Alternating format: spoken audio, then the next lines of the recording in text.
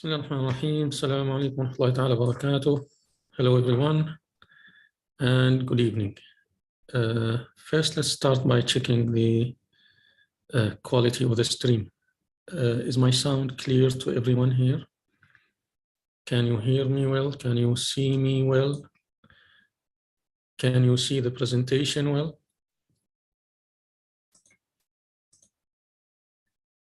Okay, excellent.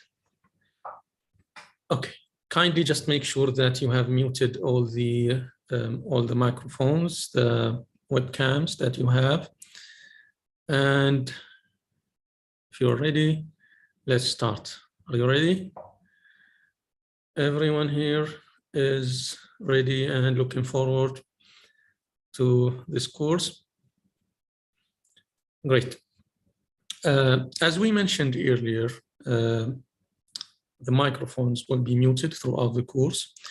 If you have any question, just post it on the chat box. I'm following with the chat box, so I'll answer your questions as soon as I can, or as soon as I see suitable, because sometimes the questions will be explained later on. So I just postponed the answer until we reach that point. However, I'm following on all the questions. All your questions, inshallah, will be answered, right?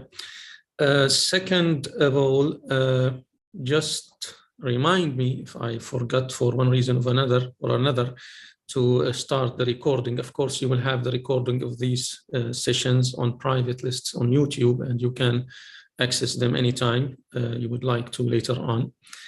Just in case you missed a lecture or something, then you have the recorded sessions on YouTube. You can access them. Okay. Okay, so let's hit recording and start.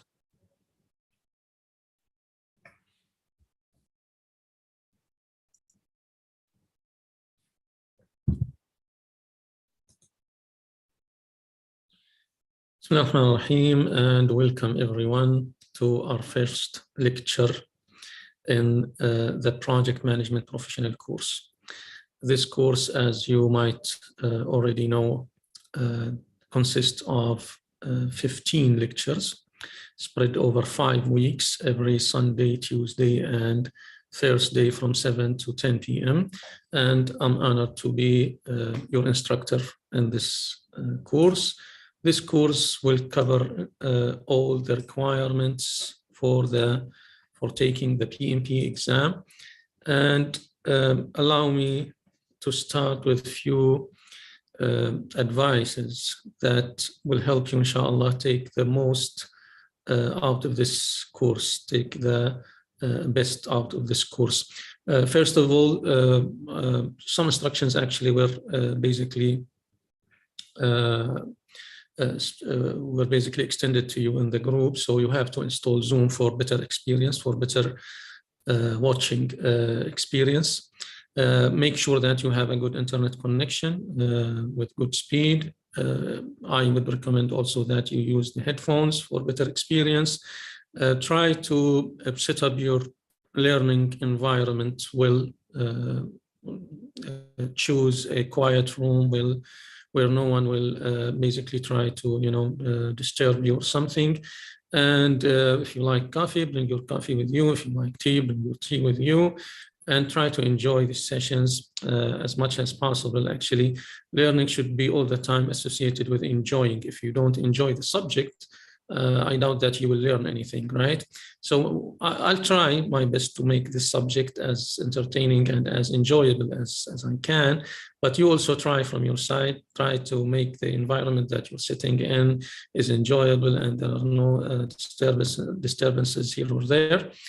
Another important advice is try please not to miss any lecture. And actually, I have a rule of 3. What I call a rule of 3. Try basically to watch every lecture 3 times. And I would recommend that you attend the first time, of course, this online and live streams. So this is the first time. And then the next day, if you can, try to see or watch the recording again. And probably if you have time during the week, you can also have some time and try to watch the lecture for the third time. You will see there's a huge difference actually between the first time and the third time. If not the third time, at least the second time. You will see that you have missed some points that are very important and that you need actually to grab. You need actually to go deep with those points. So when you listen to the second time to the lecture, you feel that you have that, that good understanding of all the points that we have covered in the session, and this will help you a lot. This will help you preparing after that a lot and answering the questions correctly and so on.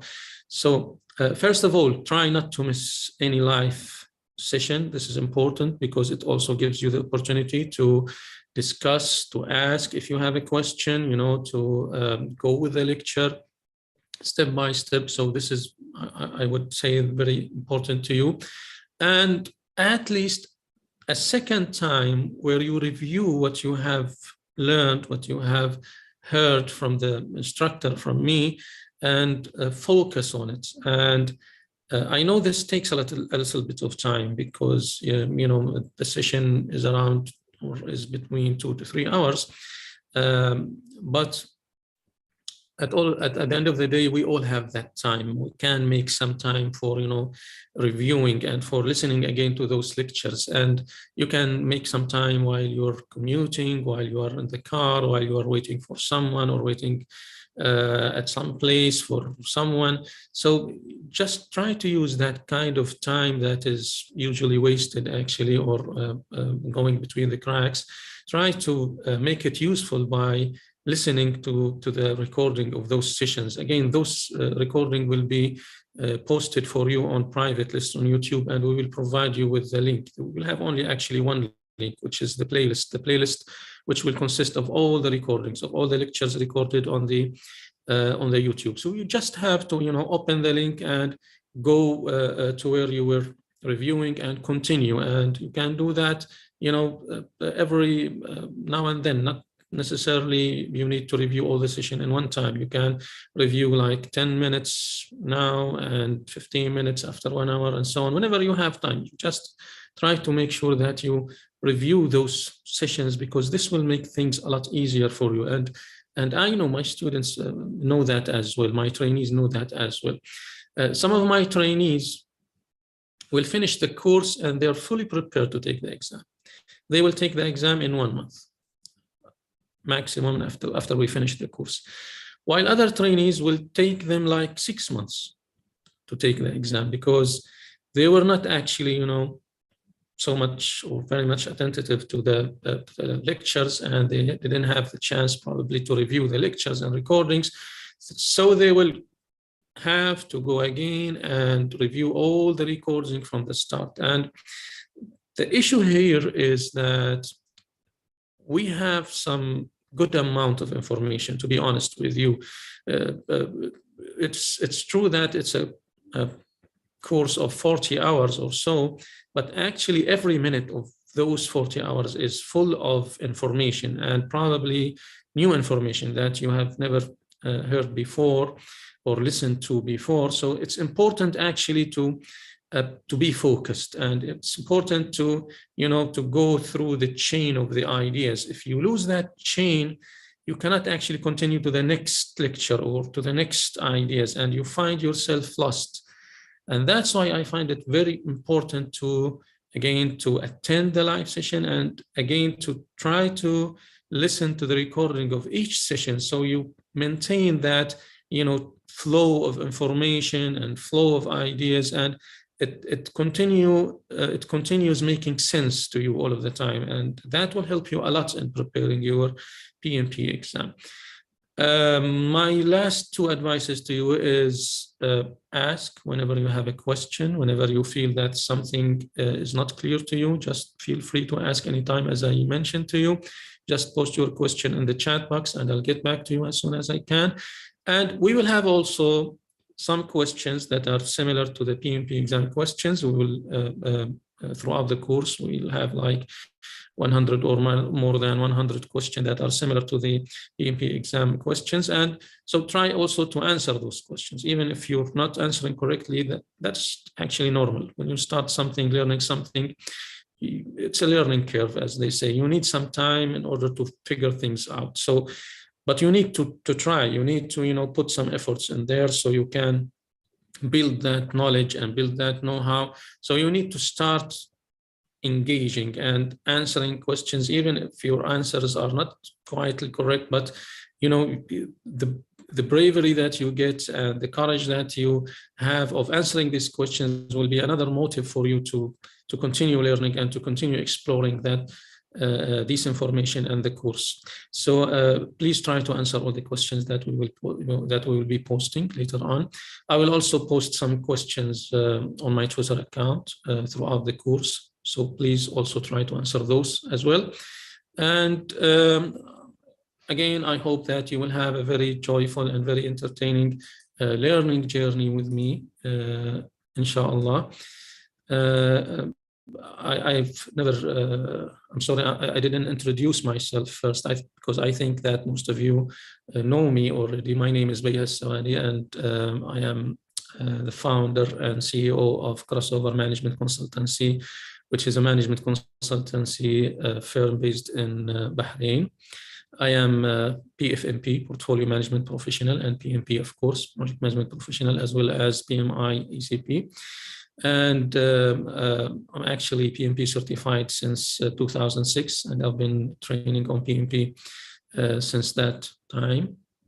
So I have like more than, I think, 17 years of PMP training, as well as being a project manager and a portfolio manager in other areas, especially in IT. My background is IT. I come from an IT background.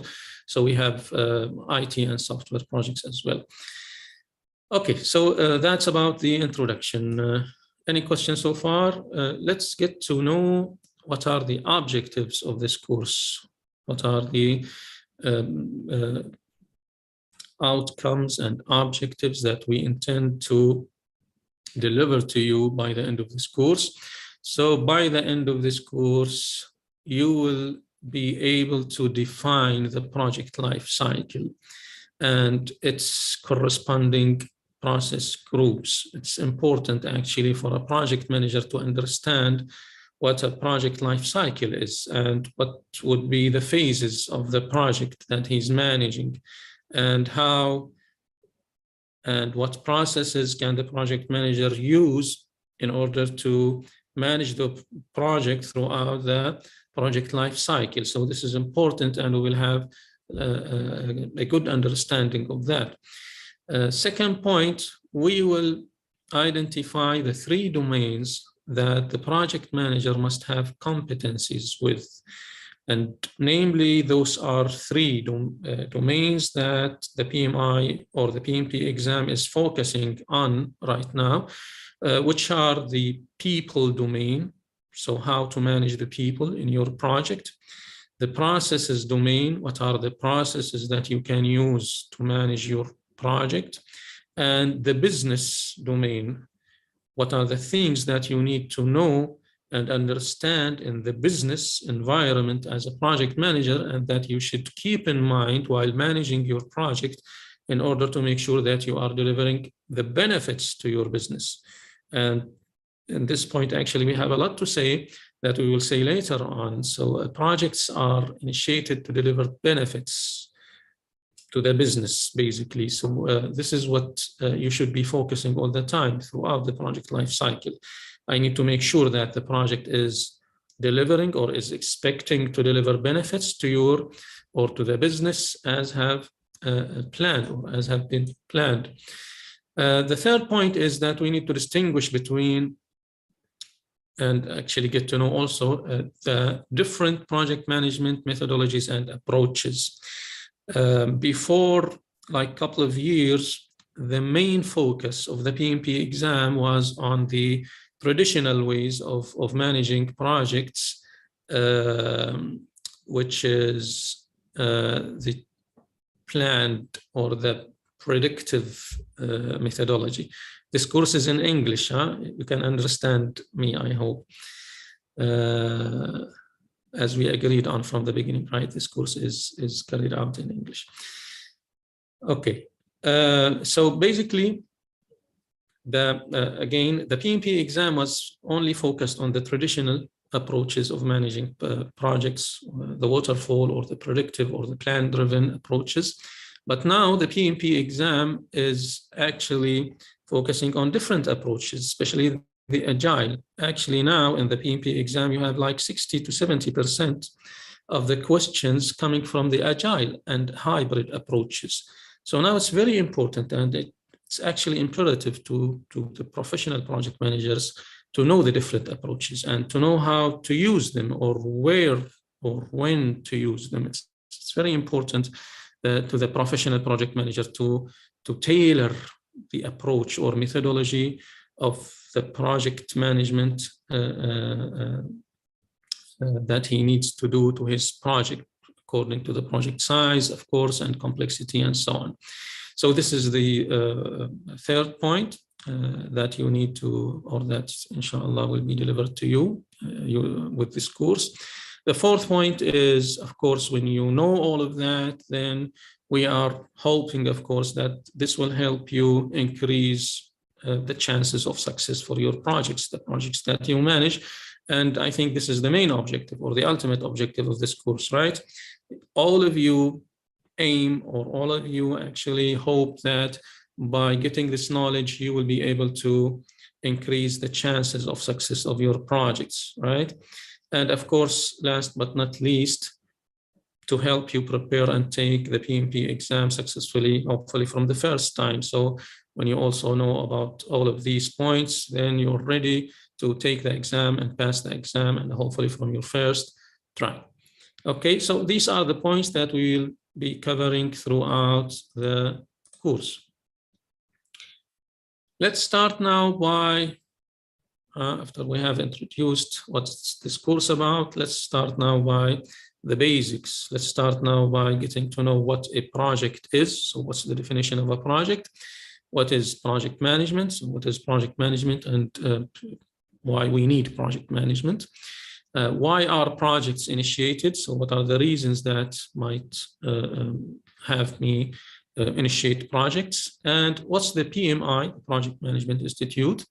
And what is the PMP exam and ECOs, which stands for Exam Contents Outlines. So let's also get a little bit deep with the exam and the exam contents outlines, and understand what are the things or the points that we need to be covering for the exam.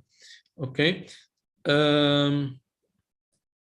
We will take a break, like 10 minutes or 12 minutes for prayers, because I know some of you, because of the difference of the time zone, some of you have not had the chance to pray. So it'll take like 12 minutes, and we'll continue at 7:30, okay?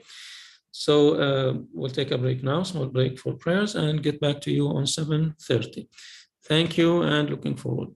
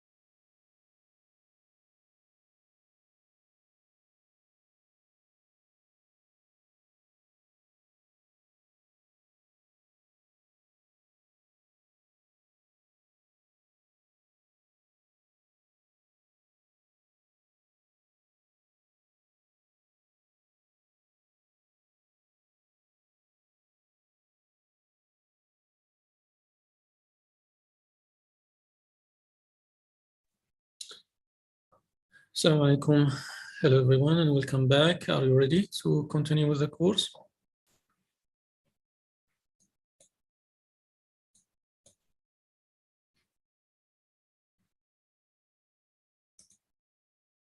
Great. Yeah.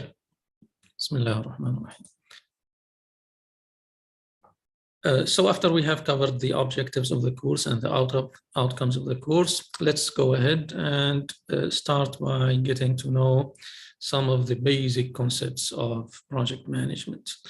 And let's start by asking a few questions. I have here some statements that I would like you to help me with to mention whether these statements are correct or incorrect. These statements refer to some of the basic concepts, again, of project management that we will shed some light on them throughout the course, but I figured that we can start by checking your perception about those statements. So let's start with the first statement. The first statement indicate that to be able to successfully manage his project, a project manager must have the same area of expertise of the project deliverables. So the statement indicates that in order for a project manager to be successful in managing a construction project, for instance, he needs to be a civil engineer. If it's an IT project, then the project manager needs to be an IT engineer, for instance. Is this correct or incorrect? What do you think? Okay. Not correct, right? Let's check the answer. Yeah. So this statement actually is not correct. It's actually, this is one of the, the common misconception about project management. A lot of people think that if you have an IT project, then you should bring someone who is an IT expert in order to manage this project. And that is not correct, because what you actually need is someone who's expert in project management. Now, if he has some background in IT, then this is good. This will add value. But the main focus here is that we need someone who is expert in project management, not in IT, because his or her role as a project manager is a management role, right? They need to have the management skills set. They need to be able to develop a project schedule, for instance, to develop a project budget, to analyze the project risks, and so on. So what we need actually is someone with management skills, not with technical skills, right? Technical skills are added value. If they're available, then that's great. But what is really important is the management skills, not the technical skills. This is what we should be focusing on. And for that specific reason, we have this problem, or we see this problem a lot in projects, because top management tend to give the role to someone who's technically expert, right? This is actually what we call the halo effect. If you've ever heard of the halo effect, what is the halo effect? The halo effect is when you think that Mr. X or Mrs. X, because she's an expert in IT, she's the best person to manage the IT project. Now, is this correct? No, this is not correct, because being an expert in IT does not imply that she will be an expert in management, right? In project management. This is something different. Those are two different skill sets, right? And for that specific reason, this statement is not correct. And for that specific reason, we face a lot of issues when we assign people who are not project management experts to manage their projects because they are technical experts, right? I think some of you might have faced this issue before. Okay, let's move on to the next statement. The next statement indicates that if a project fails due to the lack of experience of the project team, the project manager assumes responsibility. So if we have like the team, but they lack skills, they are not qualified enough to, to do their tasks, and the project fails for that specific reason, then the project manager assumes responsibility. Is this correct? Wouldn't the project manager object to that and probably tell you that this is not my fault, it's the team fault because they're not qualified, right? What do you think? Yeah, of course, this statement is correct. Why? Because it's one of the responsibilities of the project manager to select the proper people and to include the proper people in the team. So he needs or she needs to make sure that they are bringing to the team the right people, the qualified people, right? And if we don't find someone who's qualified, then we have other ways to go around this, right? We can do training, for instance. We can build the capacity of those people in order to make them qualified to do the tasks that they're supposed to do, right? So at the end of the day, this is the responsibility of the project manager, right? He's responsible, or he should, or she, of course, when we say he, it's he or she, okay? Just for the sisters not to be upset with us. So he or she should be responsible for selecting the right people, bringing the right people to the team, and making sure that they are qualified by providing them what they need from whatever they need of resources, of training, of mentoring, of guidance, and so on, right? So again, yeah, the answer is correct. If you don't do that as a project manager, then you assume the responsibility of, you know, of the project failure. Okay, let's move on to the third statement. The third statement indicates that the main responsibility of a project manager is to manage the project schedule. Is this correct or incorrect?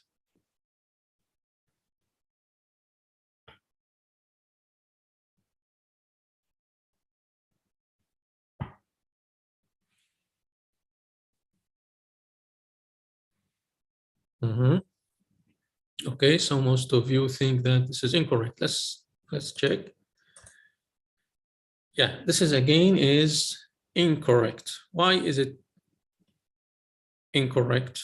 Because I know that a lot of people think that, or when basically tell someone that you're a project manager, what they imagine about you that you are doing, you know, that you are drawing schedules, right? They think that the main responsibility of a project manager is to create a project schedule and follow the implementation or the execution of the tasks throughout the project using the schedule. Now, this is probably one of the important, right? Important responsibilities of a project manager, but is it the main responsibility? Is this the main responsibility of the project manager, is to develop and manage the project schedule? No, actually, this is not the main responsibility of the project manager. The project manager has many important, again, responsibilities, but if we would indicate one and only one main responsibility, then that would be the integration of the different aspects of the projects, the integration of the project schedule with the project cost, with the project quality, with the project risk, with the project procurement, all of these integrated and coordinated in a proper way. This would be the main important, the one and main important responsibility of any project manager, if we want to indicate only one, okay? But actually, again, there are many important responsibilities as well. Okay, great. Let's move on to the next statement. The next statements indicate that if a project fails due to hijacking the project shipment in Adam Bay, the project manager assumes responsibility. Is this correct or false? Okay, so we have like the, you know, the equipment that we need for our project. We're importing that equipment, and the equipment goes through Adam Bay, and, you know, hijackers overtake the equipment. Is this the project manager responsibility? Do you agree? Let's check. Yes. Why do you agree? Why do you think that this is the project manager's responsibility? he for sure he did not plan that with the hijackers, right? He did not like inform the hijackers that the shipment will be there and they can hijack it, right? Yes, excellent. So the answer is that as a project manager, you're responsible for planning and managing risks in your project, right? So you should have created some indications. You should have identified with your team the risk of this shipment getting hijacked, because this is something that is that could be actually expected, right? Because all of us heard about those, events, what's happening there in Adam Bay. So as a project manager working with your team, you should have actually anticipated, forecasted that kind of event and documented somewhere and put a plan to handle it, right? You should have like kind of response plan for that risk. So when you don't do that and the risk takes place and it affects your project, then you assume responsibility. That is correct. Excellent. So I see that you know a lot about project management. Maybe we don't need to continue with this course. What do you think? Maybe we should stop here. Okay, let's move on to the next statement. A project may continue forever. What do you think? Correct or incorrect?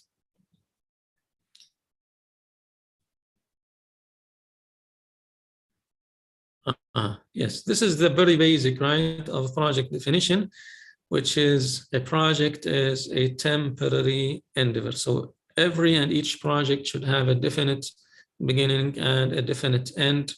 No project may continue forever. This is completely actually unacceptable. Although sometimes we see projects that take a long time and continue without a definite end, but this is unacceptable. And every project should have a definite, again, beginning and a definite end. Correct.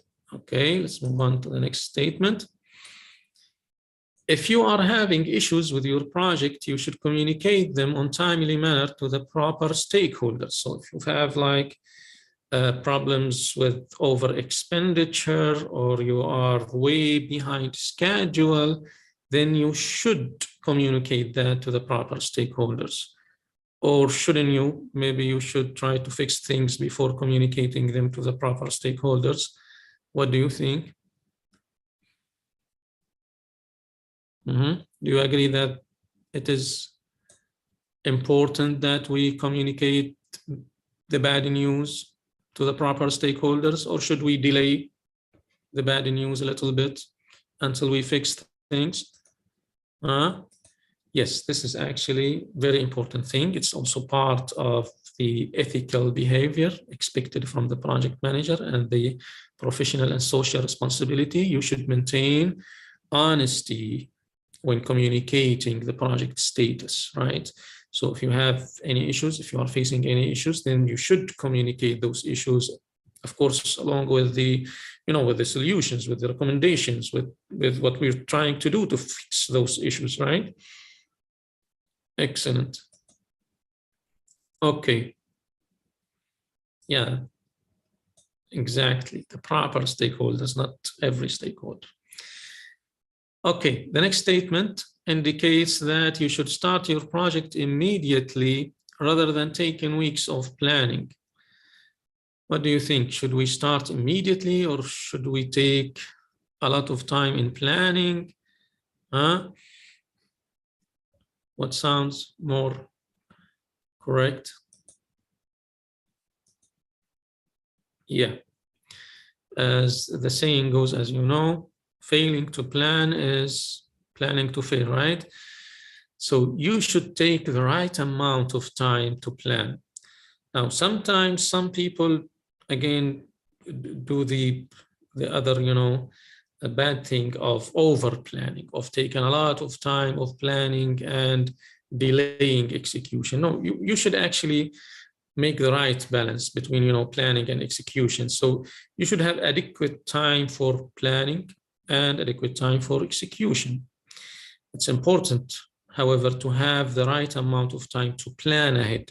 You cannot start execution if you don't have a proper plan, even in Agile, because some people think that in Agile methodologies, we don't plan, or planning is done in a very quick or, rough way, or quick and dirty way, which is not correct. We do planning at several levels in Agile, and we do a lot of planning. Actually, we do planning in Agile more than we do in traditional approaches, as we will be explaining later on. So planning is very important. You cannot start execution without planning. This is for sure. Okay, the last statement. Projects are made to bring profits to the organization. Agree, correct, or incorrect?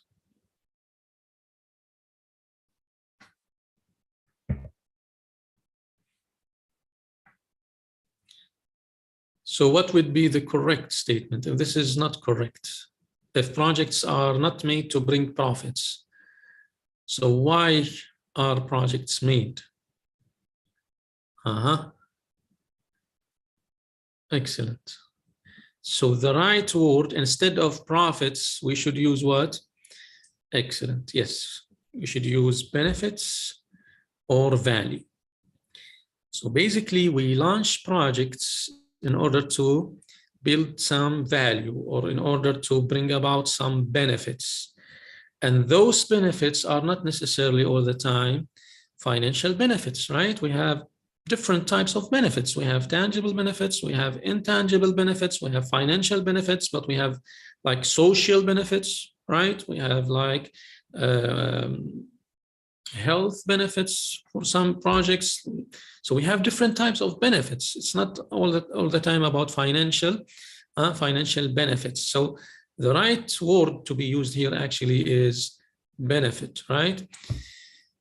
Yes, profit is financial benefit, is purely financial benefit. But again, some projects, take the projects that are carried by the public sector, for instance, by the government sector. The government, when the government launched their projects, they don't basically think of financial benefits or think about profits, right? They think about providing services to the public, right, to the people. So whether it's social benefits, whether it's again health benefits, whatever you have there, then but not in the first place, not financial benefits. And you have also the projects and the carried out by the NGOs, for instance, or by some health also health providers for refugees, for the United Nations. Most of these projects are not launched to deliver profits or beneficial or financial benefits. They are basically launched to add value and to deliver benefits, whatever those benefits might be. Okay, great. So excellent. So again, those were like some of the basic concepts that we should know about as we start our journey in learning project management. Now let's go back again to the very basic thing. What is the definition of a project? When you hear the term project or the word project, what comes into your mind? Building a pyramid, preparing a budget for next year, building a tower, developing a mobile application. Are all of these projects, or some of them are not projects, some of them are projects? What do you think? Could these all be or constitute the definition of a project? Are they all examples of projects? Yes, they are all examples of projects, although they are different, right, in nature. You have here some building that was built like 5,000 years ago, and we don't know how actually it was built in the first place, and what kind of practice that have been used to build this, but it's a project, right? That has been delivered successfully, and actually it's out there. We can go and check it out, right? And developing again a budget for next year for our companies next year is also an example of a project. Building up a tower is also a project. Developing a mobile application is also a project. So all of them actually have some kind of similar nature, right? That makes them all be defined as projects. Now, what is that? What are the similarities of all of these projects? You have two similarities, right? You have two things in common between all of these projects. What are they? All of these endeavors are what? Are temporary, right? So this was a temporary endeavor, this is a temporary endeavor, this was a temporary endeavor, and this is also a temporary endeavor. So it was temporary. And the second thing is that each of these projects delivered to us a unique deliverable or unique deliverables, right? So this pyramid is unique. You don't have the same pyramid with the exact same number of stones, with the exact same design in any other place in the world, right? When we develop the budget, the company budget, this budget will be unique to the company. No other company will have the same numbers on the same budget, on the same representation, and so on. This tower is unique. This application, Facebook, is unique. You don't find another, exactly the same application, like with the same features, with the same functions as the Facebook, for instance, right? So this is actually what makes the definition of a project. A project is a unique and temporary endeavor that is undertaken to create a unique product, result, or service. So projects can be or can deliver products, like a tower, for instance, like a pyramid. They can deliver services. So basically you can set up a communication network, and that enables people to communicate with each other using their mobile phones, right? So this is a service that you have delivered through a project. And projects also can deliver results. For instance, you might launch a project in order to identify the number of homeless people in that city. Okay, so what you get from this project is a result. You have like 10% of people who are homeless in that city. Okay, so this is what projects usually deliver: products, services, results, or combination of those, right? Again, whatever it is, whatever the deliverable is, whether it's a product or a service or a result, any project should bring about what? Should bring about benefit. By the way, I forgot to tell you something. What is the relationship between benefit and value? Because some of you said the project should bring about value, and some of you said it should bring benefit. So what's the difference between benefit and value, or what's the relationship between benefit and value? This is a very important equation that you should know about. What is the relationship between benefit and value? Basically, the value is or equals the benefit minus what? Can anyone tell me what? Minus what? Excellent, yes, minus the cost. So basically, the more or the higher benefit that you have, the higher value that you have. The less cost that you have, the higher the value that you have, right? So it's the difference between the benefit minus the cost. This is the value that you get of your project, okay? This should be kept in your mind. So for that reason, we use those terms exchangeably, like value and benefit, because we assume that the cost is something that is fixed, that you need to pay at the end of the day. So whatever the benefits are higher, the value will be higher as well, okay? And again, the benefits that we seek, that we try to achieve can be tangible or intangible, as we mentioned earlier. Okay. No, this is not profit again, because again, the benefit is not financial term. The benefit can be financial benefit, and can be not financial benefit, again, like social benefit. Okay, because the cost again is not all the time financial cost, right? At the end of the day, everything can be translated into figures. You know, you can measure them, but not necessarily in financial terms. For instance, the benefit is to feed 1,000 persons. And if we don't do that, the cost that we will have is that we will have 200, for instance, 200 hungry persons. Okay, this is the cost of not doing the project. Okay, so do the deduction, you will have like the value. Okay.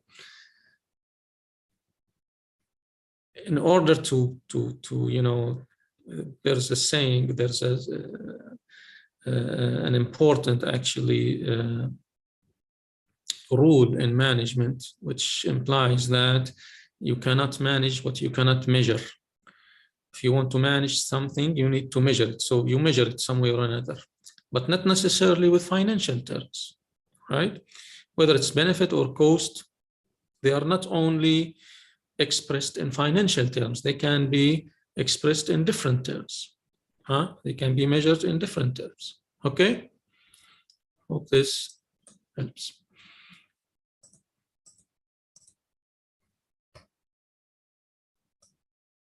Okay. So this is what a project is. Now, what's project management, or what is the definition of a project management?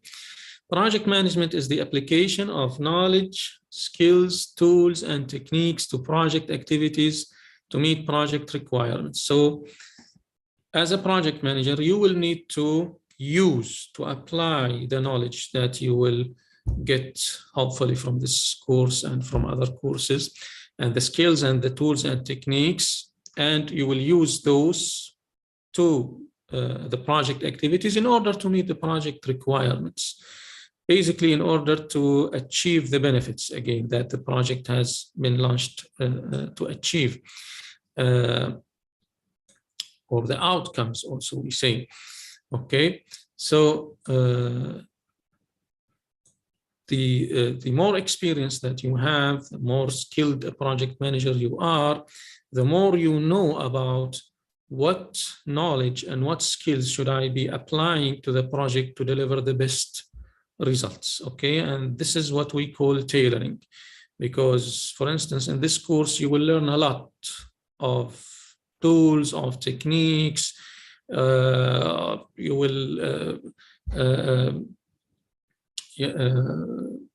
will have a lot of, you know, different tools that you can select from.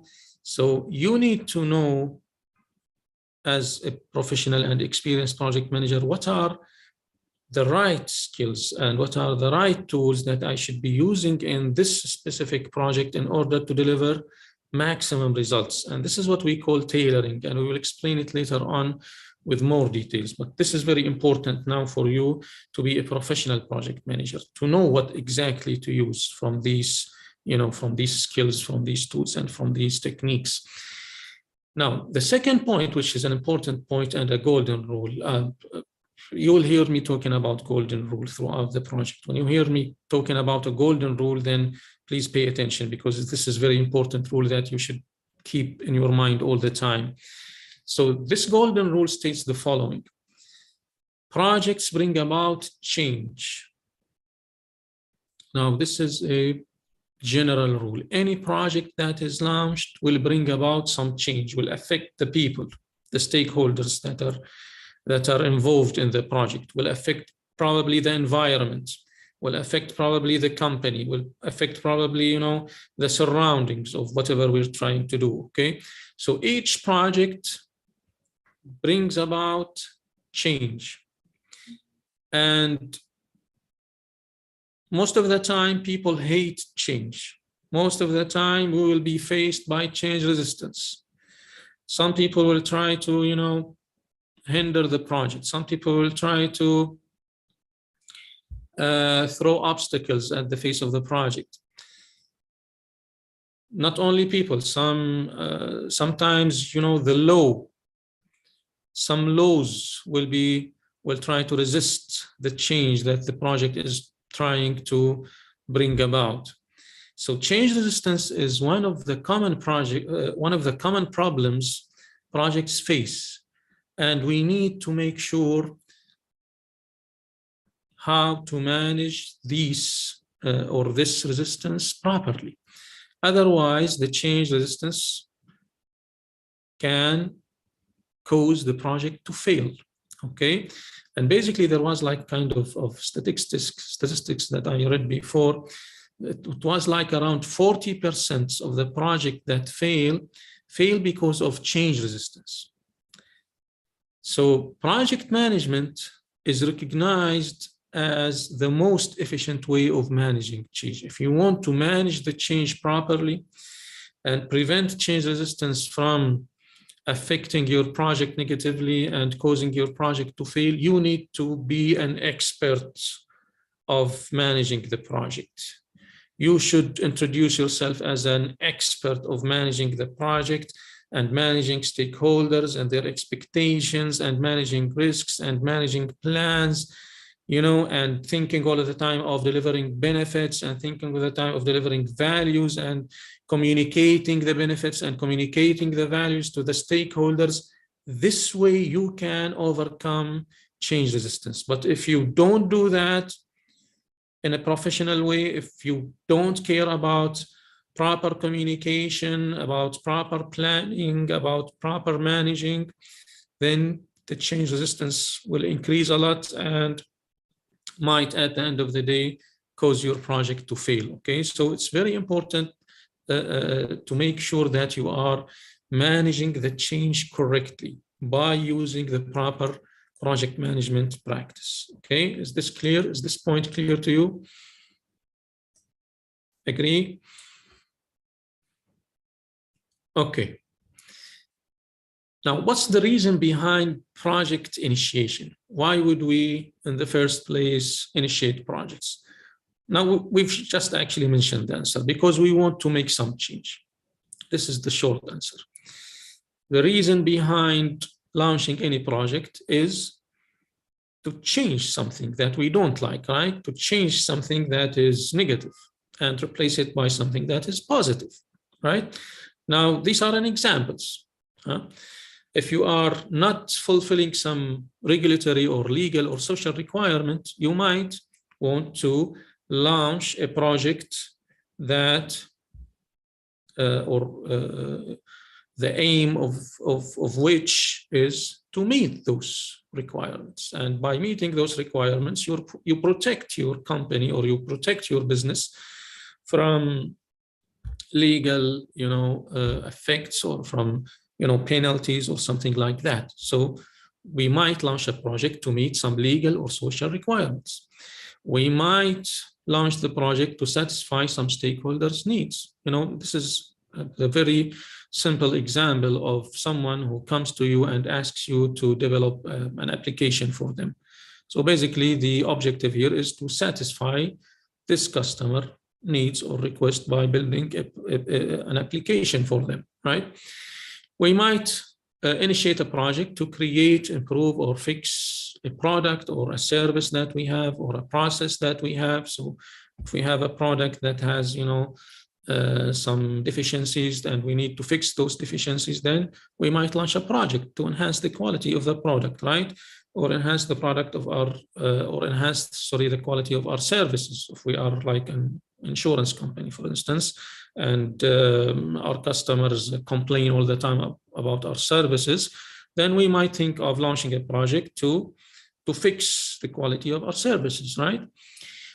And again, the general word is that we aim to implement a change. And this is the main reason why we initiate projects, because we want to bring a change, a positive change in the product, a positive change in the process, a positive change in the service, whatever it is, okay?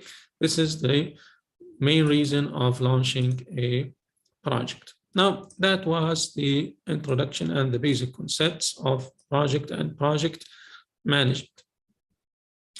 Let's get to know more about the PMI, the Project Management Institute, and the Pmp exam. The Project Management Institute is probably one of the most or the oldest institutes that is focusing on advancing the project management practice and the project management career since 1969. It was established in 1969. And since that time, they were actually developing the project management or helping to develop the project management practice globally, not only in the United States, where they were established. And now, to this time, to this date, we have now more than 1 million PMP credential holders worldwide. Actually, I think the number now is around 1.3 million PMP credential holders worldwide, which is, do you think that this is a huge number? Actually, this is a very small number comparing to the number of projects that we have worldwide. I think that we have, like, you know, hundreds of millions of projects globally, worldwide. So if we have only 1 million or 1.5 million PMP credential holders, then this means that there's a huge gap between the demand and the need, right? And for this reason, the PMP credential is one of the hottest credentials all over the world. All over the world, in any country that you go to, PMP as a credential is very important and is sought after credential because there's a big demand all the time for project managers. And you can try, open up any recruitment website, whether it's local or global, like Indeed.com or Monster.com or Byte.com. Just open up any recruitment website and try looking for the position project manager. You will get thousands of results. So this is a very important role, a very sought after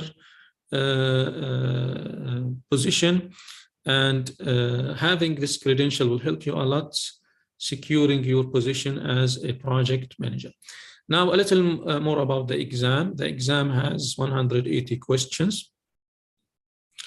And those are distributed over 3 batches, so 60 and then 60 and then 60, and you have 10 times, so the 10 minutes break between every 2 batches. Most of the questions are MCQs, so you have the question and you need to select the best answer, not the right or correct answer, but the best answer, because sometimes you have, you know, 2 correct answers, but as a professional project manager, you should be able to differentiate and select the best answer that fits the situation. You have 230 minutes to complete the exam, and you get the result immediately after completion of the exam, whether you passed or not. 50% of the questions that come in the exam are based on predictive or traditional approaches, the waterfall, as I mentioned before. And the other 50% are based on agile and hybrid approaches. Actually, the feedback that we're getting from our trainees taking the exam is that more than 50, probably 60 or 70% of the questions now in the PMP exam are based on agile approaches. And that's why I was telling you, yeah, it's very important that you focus on the new agile methods of delivering or of managing projects. By the way, we have here people who are already PMP certified, but they are re-attending the course just to, you know, to benefit from the new changes, especially the changes that came with the PMBOK Guide 7. Now, the PMP exam has content outlines, which are, you know, the things that the PMP exam covers. Okay, there is no publicly announced passing percentage. The PMI does not announce that, but it's estimated around 75%. So you need actually to answer 75 to 80% of the questions correctly in order to pass. This is not publicly, again, announced by the PMI. The PMI or the report, the exam report, will only tell you whether you pass or you fail, and in which domains. Now the domains here are the domains. We will explain the domains. The domains that the exam covers are 3 domains again. 40% of the questions will cover the domain people. So how to manage people, again, people and stakeholder, including the team, of course. 50% of the questions will cover the process aspect of the project management, and 80% of the questions will cover the business environment. So you need actually to cover all of these, and you will get your exam reports based on these 3 domains. So whether you got the target or the above target score, for instance, or below target score, but no exact score. Again, you have a full explanation of the exam contents outlines, and you can find it in the training materials that we have provided you with. I will open them for you.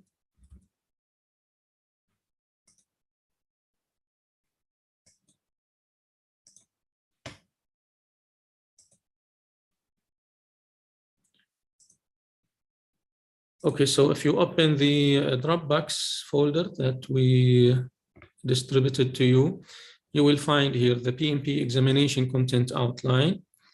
You can open it.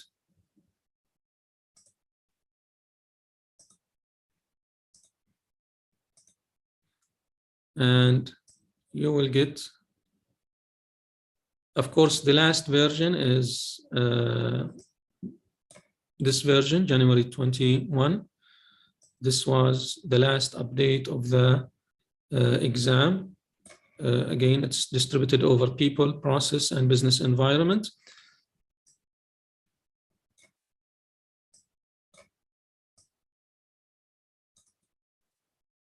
This is the percentage of questions, as we mentioned earlier.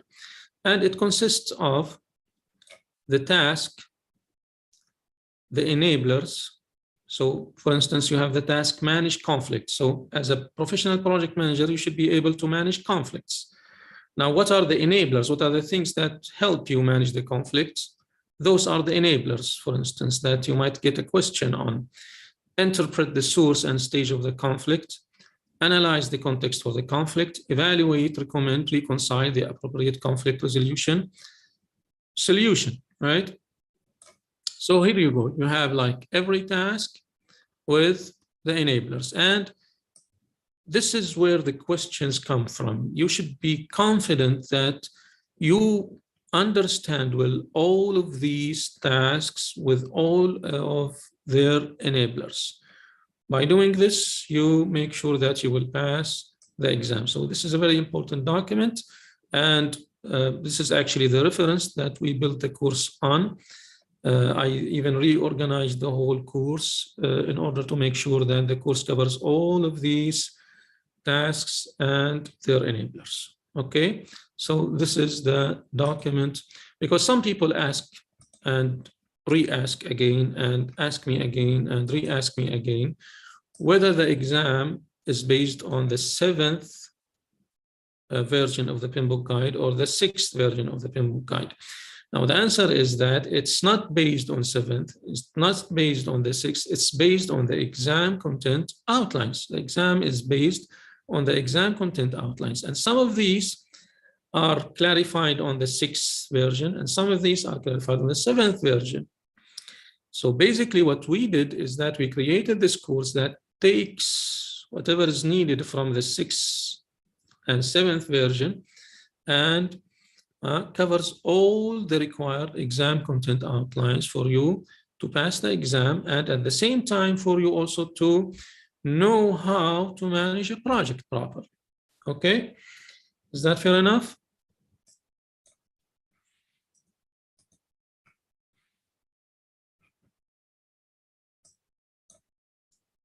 Okay. How about we take again like 10 minutes break?